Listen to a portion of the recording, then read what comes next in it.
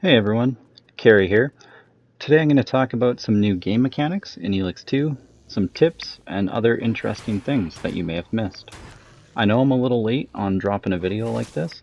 I actually wasn't planning on doing one, but after watching some similar videos, I just found the content other people were covering to be rather generic or obvious topics that the game already explains to you. So it felt like they may have just rushed to quickly get a video posted.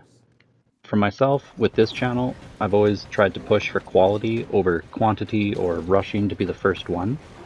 So hopefully this video will have some useful information for you and make starting the game a lot easier. They've added some awesome quality of life improvements to the series, almost everything that would make me say, man, that's frustrating, when playing the first ELEX has now been corrected. There's still a ton of jank to get used to with the game, but once you're several hours in, you should be used to nearly all of it and not have a negative experience. As Chronobytes doesn't always explain things in their games, which to an extent is on purpose, as they like the mystery of the player finding things out, but some of this would have been nice to know from the start. So first off, let's just take a quick look in the settings, as there are two specific ones that you can enable as they're defaulted off, and I personally think they'll make things a little easier. So the first one is highlight items. This helps show us which items that we're focused on, especially if you're looking over multiple objects that you can interact with or collect. It can get a little confusing or frustrating without it. And then if you do prefer to always see your health bar, you can go ahead and switch on the status screen always visible option. It is defaulted off, so you can swap that on. They've probably set these to off to make your experience feel more immersed. For myself though, having them on was a large help. Next up, let's talk on the biggest addition to the game, the enhanced jetpack. This is going to be something you'll want to focus on as soon as possible.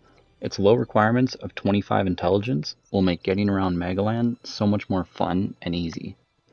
When you can afford it, you'll want to buy the skill Sprint Boosters, as you can really move around fast with that one.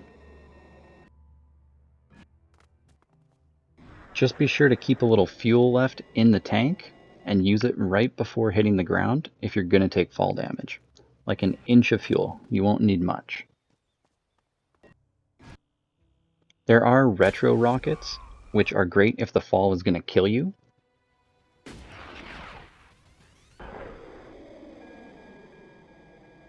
But they do have a flaw. They won't kick in if you will survive the fall, even if it leaves you with next to no health. Upgrading the fuel on it will be a must as you go. And that's the thing I didn't realize. Upgrading its fuel tank doesn't cost skill points. Once you put in that initial skill point to unlock expanding the fuel tank, you can just keep putting them in for every fuel tank you find, up to 50. I originally held off on leveling it because I wanted to put my skill points elsewhere. So make sure that whenever you do find those fuel cans laying around or at vendors, you scoop them up and get them installed. And do keep in mind that without retro rockets, even the smallest of falls will still kill you. I would find constantly when I was in aerial combat that I'd get caught up swinging and dodging and attacking, and before you know it, I didn't even realize it, but I was out of fuel and it was too late.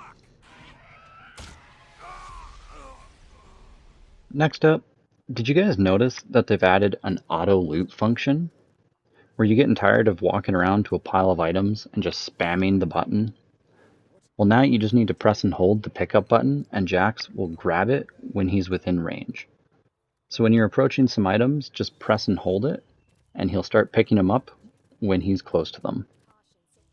Now I'm sure you've noticed, but how nice is it that they've added a press and hold feature when you're using a chair or a bed? They really trolled us in the first game by placing items all around a chair and then not being able to cancel the sit animation when we accidentally clicked it. Also, when you use a bed in the game, your health will be fully restored. So at the start, when you're struggling to afford healing items, use a bed whenever you find one. They're literally everywhere, and it only takes a few seconds to sleep. Very worth it, so you aren't burning a potion or food. Next up, we got Dark ELEX and Natural ELEX. What exactly are they?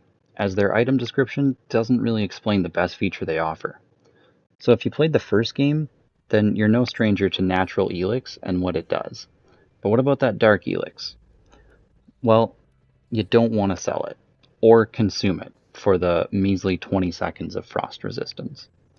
You can actually use the Dark ELEX to craft potions to permanently increase a specific attribute. So the blue ones, just like the first game, they're used for making potions to do instant experience gains, a skill point, an attribute point, and the purple ones are going to be used to increase one of your 5 attribute points depending on the potion. So next up, hacking and lockpicking. Now this is pretty straightforward here. I'm sure you guys already know how to do that. But did you know that you're able to break into a chest or a safe right in front of NPCs, even if it says steal right above it? You can use this to take a peek and see if the prize will even be worth the trouble of waiting around, working out getting into it when no one's around. I originally spent a good bit of time whenever I'd find a safe or a chest that I could steal from, looking for a window of opportunity to pick or hack it when no one was looking. So it was really great to figure out that you can just get into it and see if it's even worth it.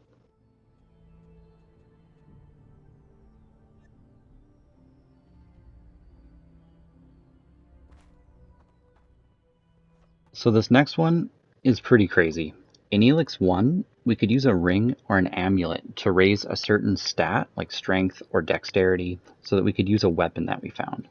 Well, in ELEX 2, that now also works for skills. This is huge.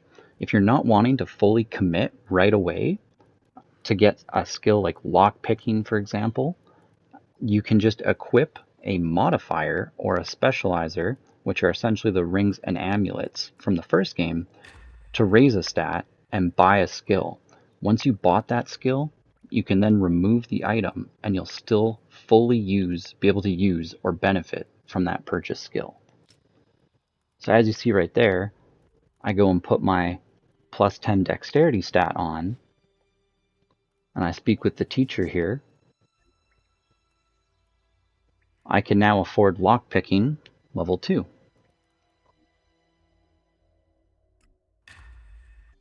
And then if I go over and remove that modifier, I'm back down to below the requirements for lockpicking level 2, but I still have it.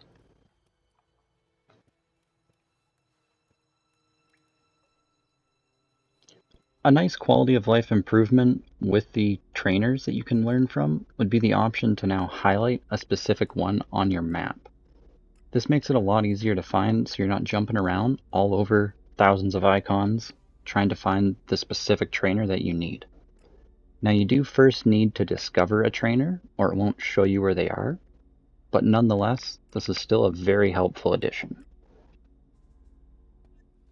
Another great mention would be that they've finally added damage scaling to your weapons based off your stats.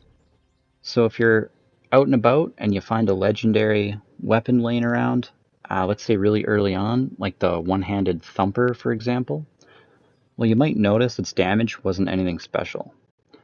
Don't sell it, because as you level strength, later on, you'll see that damage climb. So with the combat, there's a few things I noticed, and I'm not sure if it was intended, but every human enemy can be cheesed using the kick action. You can just continuously kick an enemy until they're out of stamina and fall over. Once they're down, you can press and hold the attack button to deliver a critical blow. The critical hit is awesome because until you find better gear, it'll make even the lead pipe hit like a truck.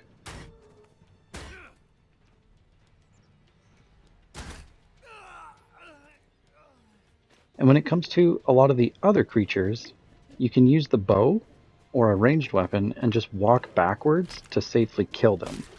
They find themselves attacking too late and just walking towards you, falling behind.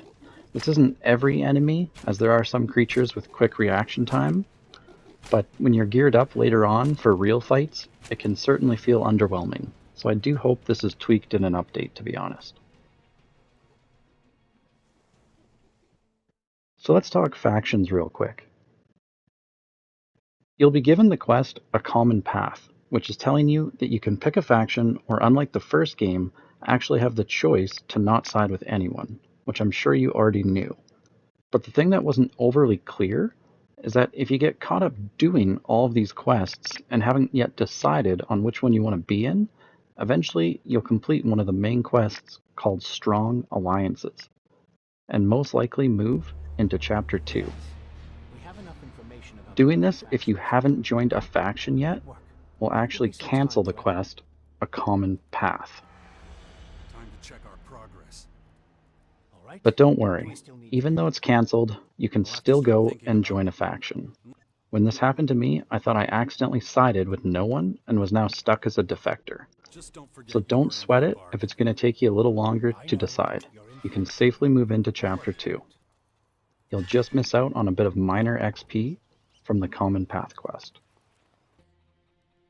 The game is full of great content and has so much to offer. I love exploring every little nook and cranny, or sitting back and taking in the view. I've just been quite impressed by the amount of unique NPCs I've come across. Just look at this guy. We're under an alien invasion, and he's busy keeping Megaland's sandy beach clean. Classic Wayne. Anyways guys, I hope this was helpful and can make starting out a lot easier for you. If you did find something interesting that I didn't cover, please drop a comment below to help new players out. Thanks everyone, and I'll see you in the next one.